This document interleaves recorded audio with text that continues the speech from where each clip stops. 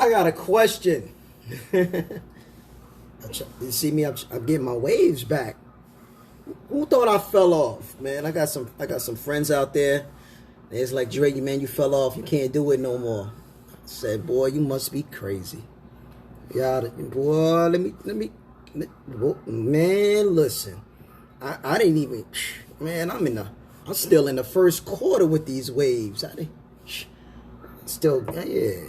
drip is still there.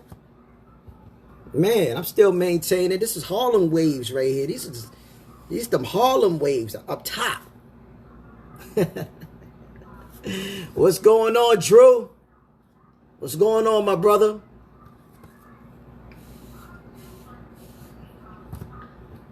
What's going on? What's going on, ladies and gentlemen? What's going on? I'm feeling great this afternoon. I'm feeling great. I'm feeling great every day, quite honestly.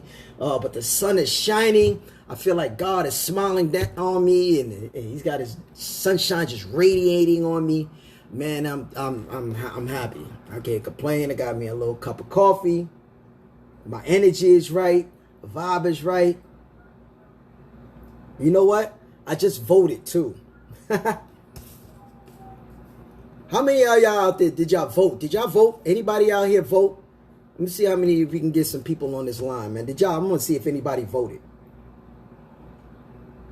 Hey, Drew, did you vote? What we got on the line? I know we got some people watching. Does anybody plan to vote? I'm looking to vote, man. I'm glad I voted. You know, I encourage everybody to get out there and go vote. Get out there and go vote, right? Your vote matters, right? I'm a firm believer in that. Your vote does matter. You know, sometimes it may not seem like it because it doesn't go your way, or we may not understand the nuances and the things that go along with it. But, man, I did a mail-in ballot. I did my mail-in ballot. Really simple. Just follow the procedures. Make sure you use a black pen. And whoever the candidate you choose, make sure you got it down there appropriately. So definitely tune in, man. Definitely tune in, man. So definitely, I want to speak to you guys about voting, taking action. So I want to have a little reading time here with you. So right now, today, I'm reading John C. Maxwell's 21 Irrefutable Laws of Leadership. This is about my second time going through this. Actually, yeah, this is my first time fully reading the book. I've listened to the book twice. Every time I start to read it, I stop. But I got my little bookmark, so I'm in the second chapter now, right? And it was some things in the second chapter. Now, the first chapter talked about the laws of the lid, like to not place, it said leadership ability determines a person's level of effectiveness. So you don't want to minimize, you don't want to have a lid on your potential, right? Or lid on ideas. It'll keep you going from further, like Blockbuster, Yahoo, or some of the companies I could think of, or these maybe some of these taxi companies, if they would have known what Uber knew, right? They had a law of the lid. They got comfortable in where they were. IBM, they didn't respect the law of the lid. They didn't see Microsoft coming, right? Who else? Blockbuster. They didn't see Netflix coming, right? They had a chance to buy Netflix. That technology, all of that could have been theirs. Would have took advantage of it. McDonald's, the McDonald's brothers, they speak about in the first chapter about the laws of the lid. Like, they were great as far as coming up with an idea. They were great at managing a small business, right? But it took a guy like Ray Kroc to push that business so much further than they could have imagined, right? Ray Kroc saw the ultimate vision for what the McDonald's product offered, right? Real estate, right? If only they respect the law of the lid, take the jar lid off and be free. So the second chapter, right, it talks about the laws of influence, the law of influence, the power of being a good leader, right? It says the true measure of leadership is influence, Nothing more, nothing less. The first part it talked about, it said, what do you look like? Do they always look powerful? You're talking about leaders, right? Do they look impressive, charismatic? How do you measure the effectiveness of a leader?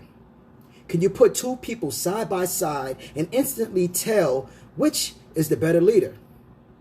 These are questions people have asked for hundreds of years. One of the most effective leaders of the late 20th century is anything but impressive, but upon first appearance. When most people think of Mother Teresa, they envision a frail little woman dedicated to serving the poorest of the poor. That she was. But she was also a tremendous leader.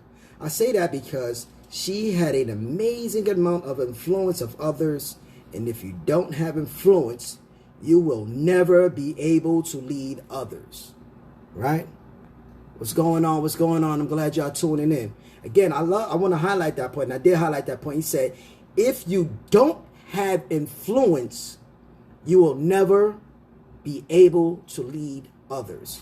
It's something I do in my life, right? I know that in order to get to where I need to go, I understand that I need to be more influential, right? I need to do certain things. I need to take those leaps and those steps to become a better leader. So reading, right, what leaders read and what they do has helped me along the way, and building up a presence.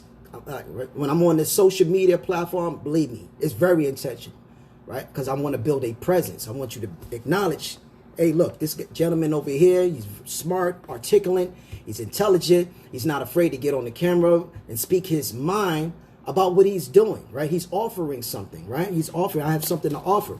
And I encourage you all to come up out of your shell. Come up out of your shell. But then again, everybody doesn't need to be a leader. Sometimes a good leader needs great followers, right? It said the story about Mother Teresa was interesting because she was a woman, small in nature, but she had such an influence on the society, especially at her time, that even when she went to the presidential inauguration, I believe it was a presidential inauguration, and she spoke about abortions and all these things, and she talked about giving till it hurts, right? She talked about giving till it hurts to all these rich persons and politicians, and even President Clinton at the time, and Hillary Clinton was there. You know, they weren't for, they're for abortion. Mother Teresa isn't, right? But she was saying a lot of things that would have been offensive to so many, right? People would have just walked out the room for the things she said. But because she was a woman of influence and great power, they stayed there. I'm going to bring out another point right here. He said, leadership is not, right? Leadership is often misunderstood.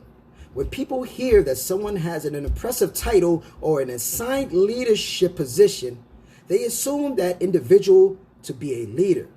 Sometimes that's true, but titles don't have much value when it comes to leading. True leadership cannot be rewarded, appointed, or assigned. It comes from influence, and that cannot be mandated. It must be earned. The only thing a title can buy is a little time, either to increase your level of influence with others or to undermine it. What stands out for me? Right? Just because you have a title, because you have a certain position, doesn't necessarily make you a leader, right? For maybe that short period of time, yes, that make you a leader. But can you galvanize the people, right? Can you galvanize the people around you and the surroundings? Can you bring it together? Can you bring it together so people can have some commonality together, right? Now, I think about what's happening today in our climate today in this country. And yeah, I'm not satisfied with the leadership, man. You know, I used to be in the military, and I tell this story all the time.